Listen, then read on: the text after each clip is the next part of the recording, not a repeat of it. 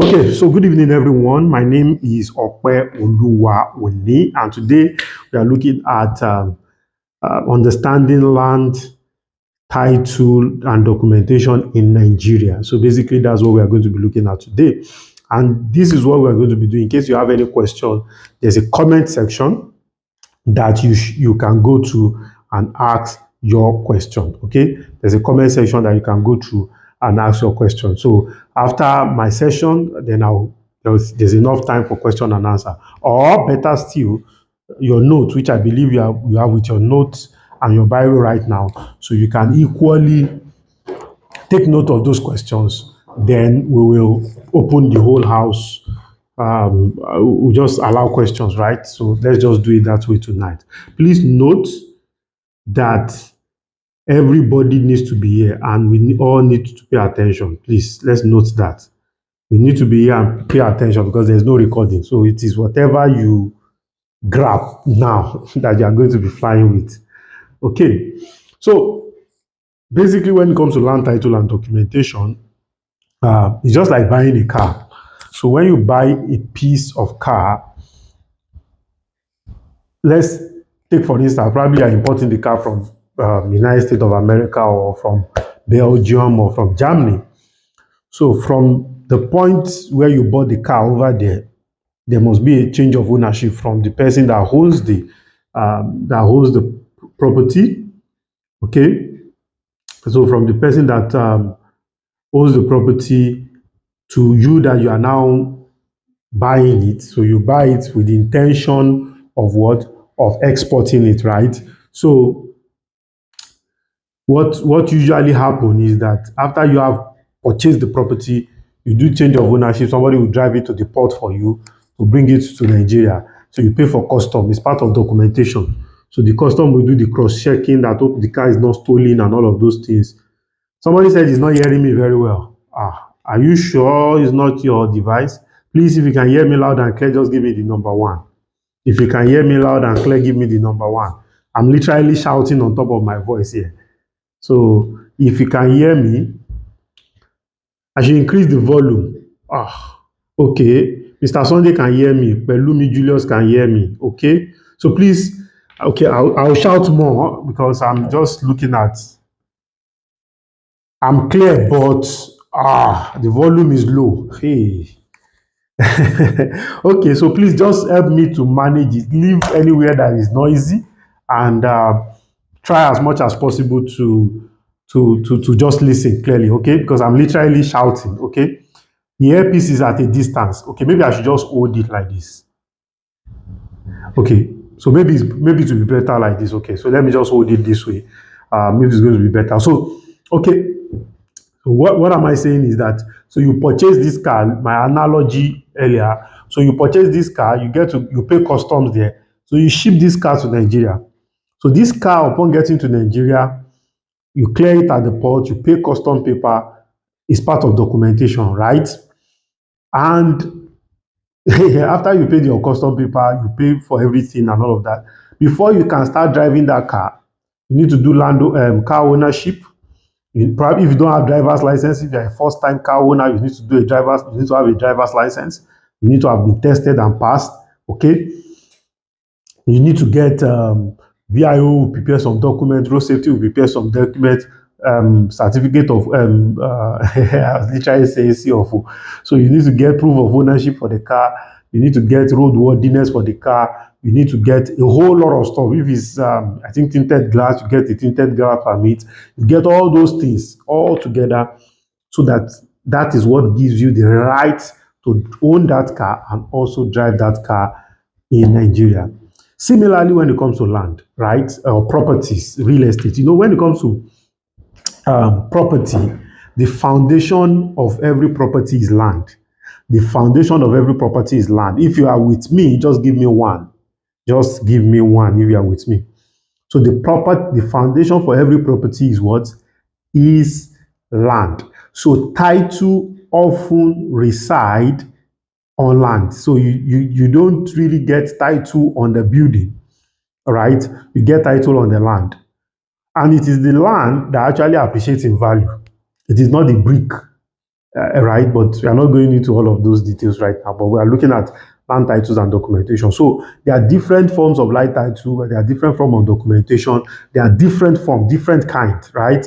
There are different kinds. However, it depends on where you are sourcing them from. So if you are sourcing from a primary market, it's a different ball game, and if you are sourcing from the secondary market, it's a different ball game. So if, for instance, now you are sourcing from the primary market, that means you are buying directly from the land settlers, the Omonile, the people who call Omonile, the indigenes, and all of those things. That's basically the primary market.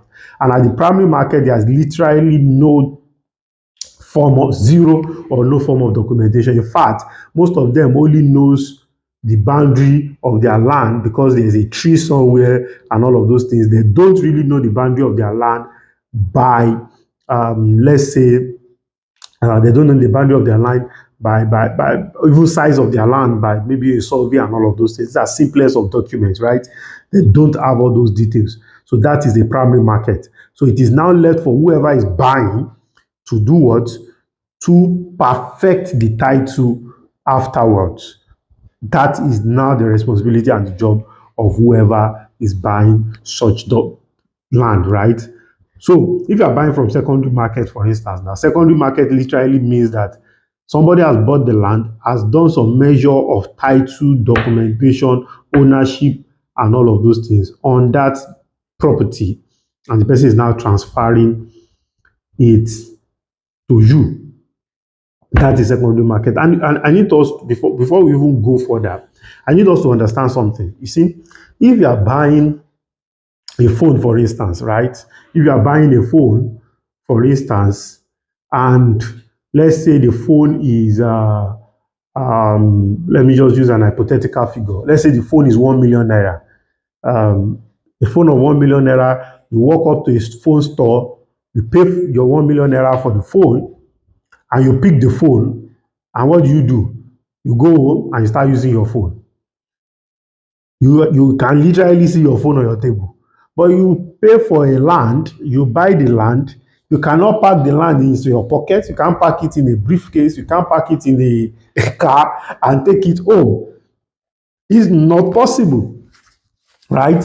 So what gives you the right to land is document, title. Basically, all that we all own on any piece of properties are actually what? Are titles and interests. That's basically what it was all about. That's all that we own. It is title, it is interest. Before you were born, somebody called that place home or ownership or own it. And after you are gone too, that title and interest too will also be transferred. I don't know whether we have any question at this point in time. I'm just trying to lay a foundation for us so that we can have that foundation before we start talking about some title, document, and start explaining things and all of those things. I don't want a situation whereby I'm speaking above our head. Okay, so if we are good to go, so let me just move to the slide, right? Let me just move to the slide.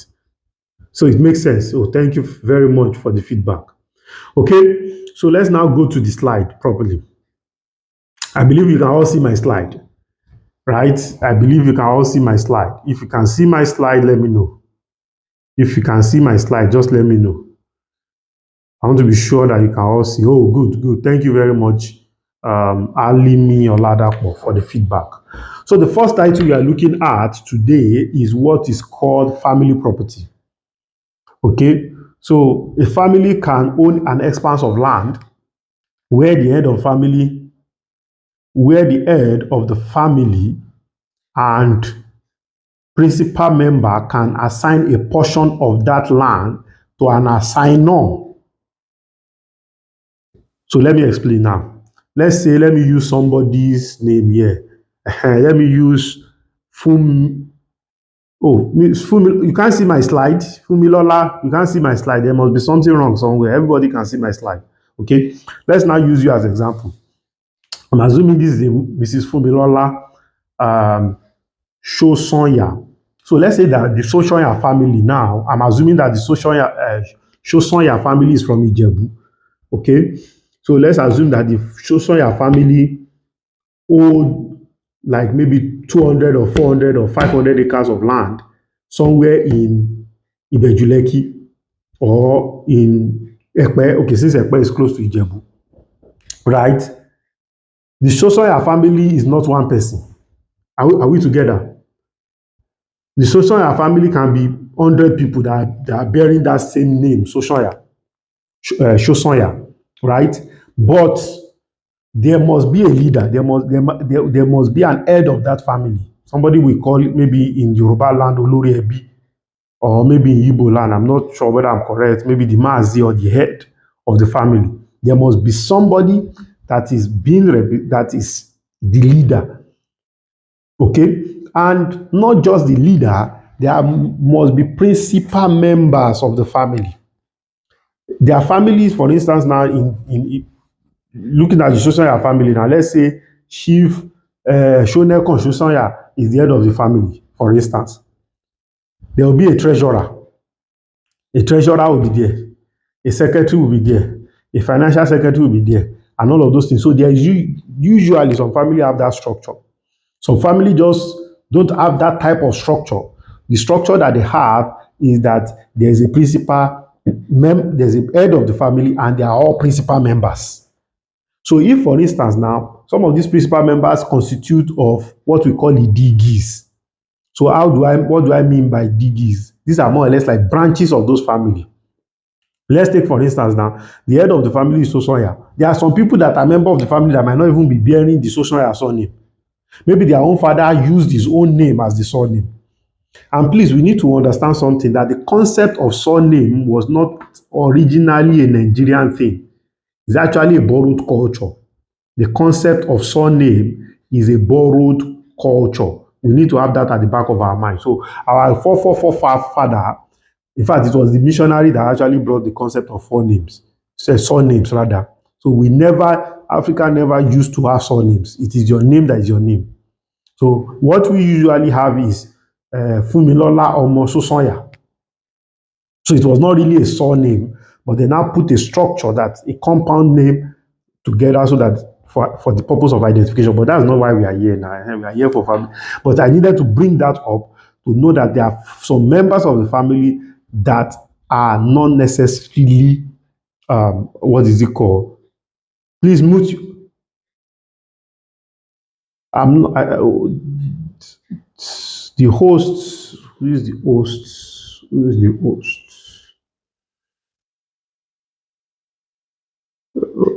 Host.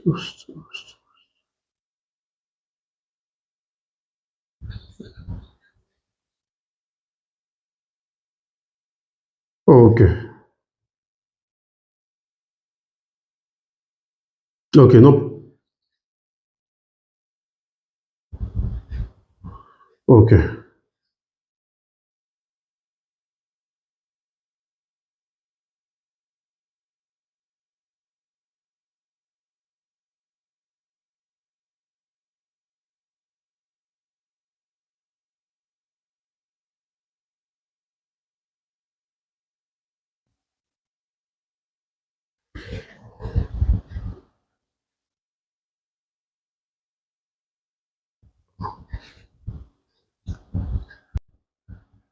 There are members of each family. Like I said, there's always an head of the family, and there are always what?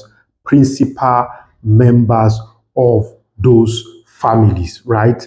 And there are cases whereby the families are so structured, okay, that, take for instance, I was at the real estate developers program today, and we're just having a very interesting conversation with some of the people in the industry about a particular location that they own land, and we also own land. And we're just talking about land. I mean, coincidentally, we're talking about land titles and the family and all of those things. And some of them were just sharing some information about a particular family. And I was telling them that this family is even owing us money. Do they know this person? Do they know this person? And somebody was even giving me further details about the family. That family, that the problem that they have is that they are so learned, they are so structured, that even government recognize them. So there are some family that they are, anytime they change the head of their family. So the head of their family is not by who is the oldest. It is by who they all agreed that there will be a document and they will register it with, because they are what? They call them the family land owning families. They call them what? Land owning families. Please, in case you have any question, just drop so that at interval, I'm checking the question, I'm checking the chat room, so I can quickly pick them up and all of those things. So they call them the land owning family. For instance, some of them are Onirus.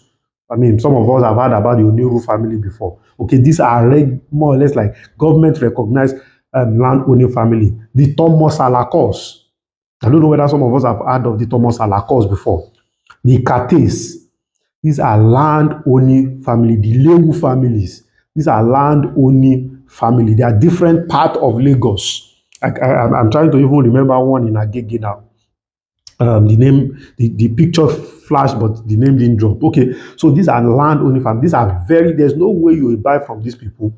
In fact, from the time you chart their land, while you are doing your due diligence, you will know that this family, the whole story and history of the family will come out.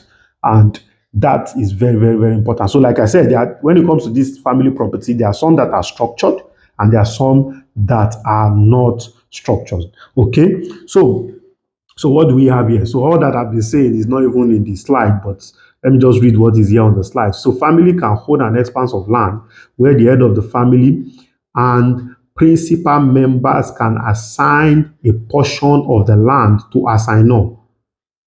So basically, some family contain 100 people. So all the 100 people will not sign. Okay, all the 100 people will not sign. So they are this head of the family, or in some cases, escorts of the family, right? I remember we bought a property in Ibejuleki. In fact, that family registered a company. They're like an association, kind of. So their family name is even registered with the CAC. And we're paying to the family account. They have an ESCO, active executive member. They even have like an active board of trustee in that family, because those family are what? Are land owning family. Okay. And there are places too we've bought land that they never had such structure in place. Okay. So a purchase receipt can be given and a deed of assignment will be prepared in this regard. Please note that any assignment by the head of the family without principal members of the family is void. See, when you see the word void, it used to confuse me too before. Don't worry. What it means is that it's not tenable. That means is one person cannot be family. It's a simple social study. It's a simple social study. We're taught a social study.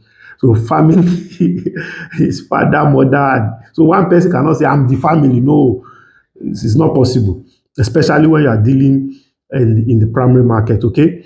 So it is literally not possible. So, and any assignment by principal members without the head of the family too is not possible. And let me even dwell on that a little bit. Based on experience, see, there have been situations whereby they say, no, our head of the family does not know about this land transaction. Oh, please, run. No. You remember that skit? Run. There's nothing like our head of family is not aware, is not this, not. The head of the family must be aware. In fact, see, when it comes to family property, it's one of the trickiest form of property that you can ever buy. You can ever buy. And it's very, very good that you have a deep and rooted understanding when it comes to family property. So let's look at other forms of title apart from family property. So for those that are just joining us, so my name still remains Opeoluwa Oni. So my name has not changed.